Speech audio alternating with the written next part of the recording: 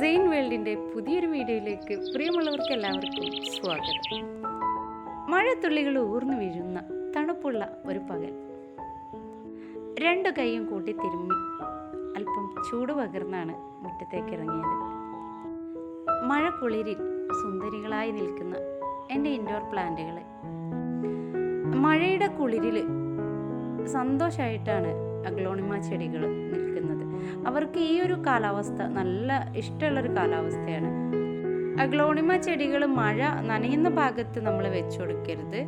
റെയറായിട്ട് കിട്ടുന്ന അഗ്ലോണിമയൊക്കെ പെട്ടെന്ന് ചീഞ്ഞു പോകാൻ സാധ്യതയുണ്ട്. എന്നാൽ സുലഭമായി ഉണ്ടാവുന്ന അങ്ങനെയുള്ള ഗ്രീൻ ടൈപ്പ് അഗ്ലോണിമാസ് ഒന്നും മഴ കൊണ്ടുവന്ന് വെച്ച് വലിയ ബുദ്ധിമുട്ടൊന്നും വരാനില്ല കേട്ടോ. ഇവിടെ നമ്മൾ 3 തട്ടുകളിലായിട്ടാണ് പ്ലാന്റ് സെറ്റ് ചെയ്തിട്ടുള്ളത്. അടിഭാഗത്ത് ഏറ്റവും ഹൈറ്റ് കൂടിയതും അതിൻ്റെ മുകളിലായിട്ട് ഹൈറ്റ് കുറഞ്ഞതും ഏറ്റവും മുകളിൽ നമ്മൾ ഹാങ്ങിങ് പ്ലാന്റും നട്ടു കൊടുത്തിട്ടുണ്ട്. ഈ ഒരു ഭാഗം ഇപ്പോൾ കംപ്ലീറ്റ് ആയിട്ട് ഒരു നഴ്സറി ഫീല് നമുക്ക് തരുന്നതുകൊണ്ട് തന്നെ ഈ ഒരു ഭാഗത്തേക്ക് ഇറങ്ങാൻ ഭയങ്കര ഇഷ്ടമാണ് ഇപ്പോൾ. പിന്നെ അത് മാത്രമല്ല, ഇപ്പോൾ നമ്മൾ കുറേ വെജിറ്റബിളും അതുപോലെ ഫ്രൂട്ട്സിൻ്റെ തൈകളൊക്കെ വാങ്ങി സെറ്റ് ചെയ്തിട്ടുണ്ട്. പിന്നെ നമ്മൾ കുറ്റിക്കുരുമുളക് വാങ്ങി നട്ടു കൊടുത്തിട്ടുണ്ട്. കണ്ടില്ലേ, നല്ല കുരുമുളക് നിറയെ ഇപ്പോൾ അതിന് തൂമ്പ് ഇട്ടിട്ടുണ്ട്. നമുക്ക് മുറ്റത്ത് തന്നെ കുരുമുളക് കായ്ച്ച് പറിച്ചെടുക്കാൻ അത്രയും വലിയൊരു സന്തോഷം വേറെ ഇല്ലല്ലോ. ഈ കുറ്റിക്കുരുമുളക് എന്ന് പറഞ്ഞാൽ നമ്മുടെ ചട്ടിയിൽ തന്നെ വളരുന്ന ഒരു കുരുമുളകാണ്. ഇവിടെ മരത്തിൽ കയറി പടരുന്ന കുരുമുളകാണ്. അത് നമുക്കിപ്പോൾ കായ കിട്ടാൻ തുടങ്ങി. ഇത് ആദ്യമായിട്ടാണ് ഉണ്ടാവുന്നത്. നമ്മൾ കുറ്റിക്കുരുമുളക് ഫസ്റ്റായിട്ടാണ് കായ്ക്കാൻ തുടങ്ങുന്നത്. നമ്മുടെ വീട്ടുവളപ്പിൽ ചെടികൾ മാത്രം പോരാ, നമുക്ക് മറ്റുള്ളതും ചെടികളുടെ കൂട്ടത്തിൽ നല്ല ഭംഗിയോടെ തന്നെ വളർത്തിയെടുക്കാം. നമ്മുടെ വീട്ടാവശ്യത്തിന് അത്യാവശ്യം വരുന്ന ചില കാര്യങ്ങളൊക്കെ നമുക്കിതുപോലെ ഭംഗിയോടെ വളർത്തിയെടുക്കാം. സാധാരണ ചെടികൾ വെച്ച സ്റ്റാൻഡിൽ തന്നെയാണ് നമ്മൾ ഈ ഒരു കുരുമുളകിൻ്റെ പോട്ടും സെറ്റ് ചെയ്തിട്ടുള്ളത്. കുറച്ച് ഹൈറ്റിലിരിക്കുമ്പോൾ ഈ ഒരു കുരുമുളക് ചെടി വളർന്ന് അതിൻ്റെ ഇലകളൊക്കെ താഴേക്ക് ഇങ്ങനെ പതിക്കുന്ന ഒരു രീതിയിലാവും. മണ്ണിൽ തട്ടാതെ തന്നെ നമ്മൾ കുറച്ച് ഹൈറ്റുള്ള ഭാഗത്താണ് ഇപ്പോൾ സെറ്റ് ചെയ്ത് കൊടുത്തിട്ടുള്ളത്. അതുപോലെ തന്നെ പിന്നെ നമ്മൾ വാങ്ങിച്ചു വെച്ചിട്ടുള്ളത് മധുര അമ്പഴമാണ്. കണ്ടില്ലേ, നിറയെ കായകൾ ഉണ്ടാകുന്നുണ്ട്. കുറച്ച് കായകളൊക്കെ കുട്ടികൾ പൊട്ടിച്ചെടുത്തു.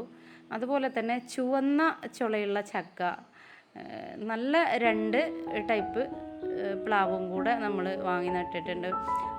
കായ പെട്ടെന്ന് വരുമെന്നാണ് അവർ പറഞ്ഞത്. അങ്ങനെ നമ്മൾ അതിന് വലിയ പോട്ടുകൾ വാങ്ങിയിട്ട് മുറ്റത്ത് തന്നെ സെറ്റ് ചെയ്തിട്ടുണ്ട്. പിന്നെ വാങ്ങിയത് കിലോ പേരയാണ്. പിന്നെ ഇനിയും 1-2 തൈകൾ വാങ്ങിയിട്ടുണ്ട്. ഇതൊക്കെ റിപ്പോർട്ട് ചെയ്തതിന് ശേഷം ഞാൻ വിശദമായിട്ട് കാര്യങ്ങൾ പറയാം. ഈ ഒരു ഭാഗത്തായിട്ട് നമ്മൾ പുതിയത് പ്രൊപ്പഗേറ്റ് ചെയ്ത് വെച്ചിട്ടേ ഉള്ളൂ. റെഡി ആയത് നമ്മൾ മറ്റൊരു ഭാഗത്തേക്കാണ് മാറ്റുക. ഇതൊക്കെ റെഡിയായി വരുന്നുണ്ട്. ഇന്ന് നമ്മൾ പ്രൊപ്പഗേറ്റ് ചെയ്യുന്നതും റീപോർട്ട് ചെയ്യുന്നതും ഒക്കെ ആയി തിരഞ്ഞെടുത്തൊരു ദിവസമാണ്. കുട്ടു ചെടികൾക്കിടയിലൂടെ വലിഞ്ഞ ഉള്ളിലേക്ക് കയറുന്നുണ്ട്. ചെടികൾക്കിടയിൽ ഒളിച്ചിരിക്കുകയാണ് അവൻ്റെ ഒരു പ്രത്യേകത.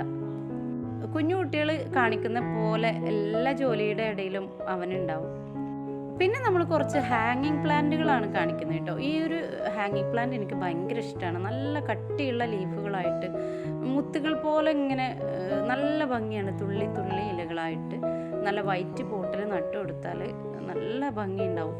പെട്ടെന്ന് ചീഞ്ഞു പോകുന്ന അല്ലെങ്കിൽ വെള്ളം എറിയാൽ നശിക്കുന്ന അങ്ങനെയുള്ളൊരു ചെടിയല്ല അത്. ഇനിയുള്ള ഒരു പോട്ട് ഞാൻ കാണിക്കാം കേട്ടോ. എൻ്റെ ഫ്രണ്ട് ഗീത കൊല്ലത്തുനിന്ന് അയച്ചു തന്നതാണ്.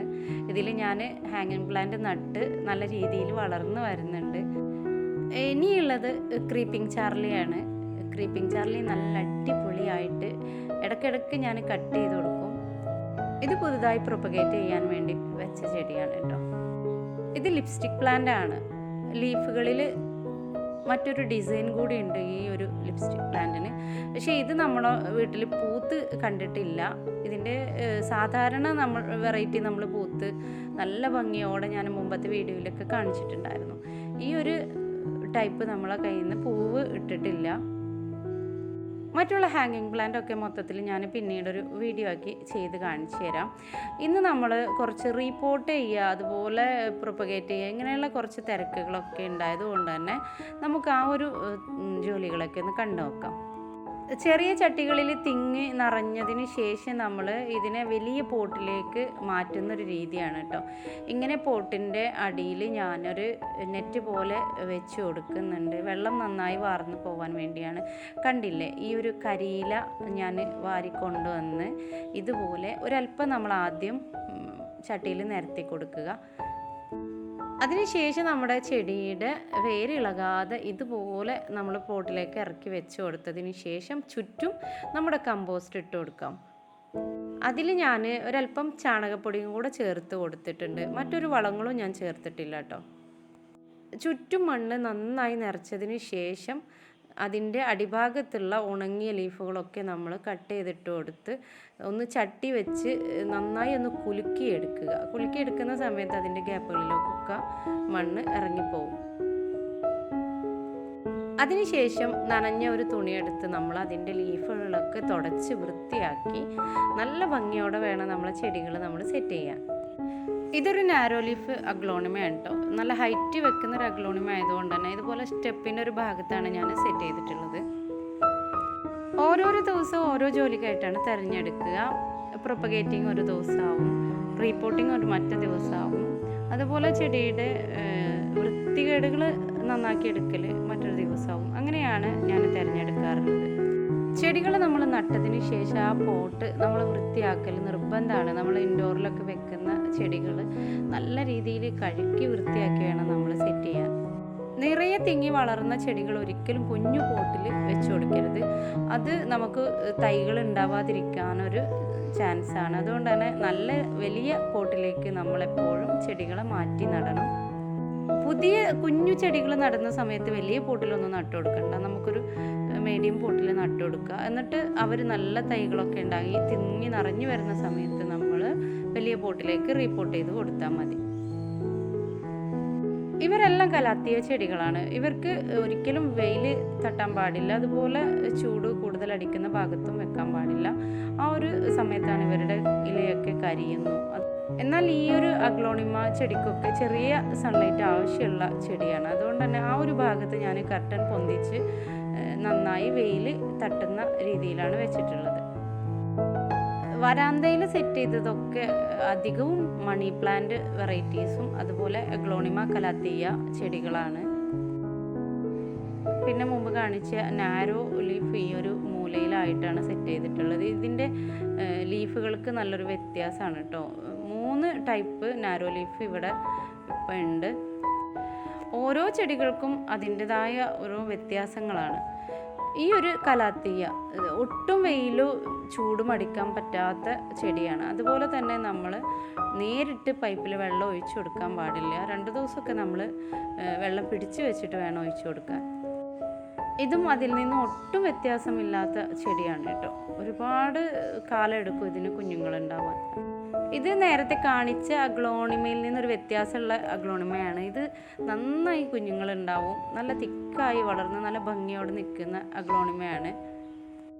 ഇതെല്ലാം നമ്മൾ വരാന്തയുടെ ഭാഗത്താണ് സെറ്റ് ചെയ്തിട്ടുള്ളത്.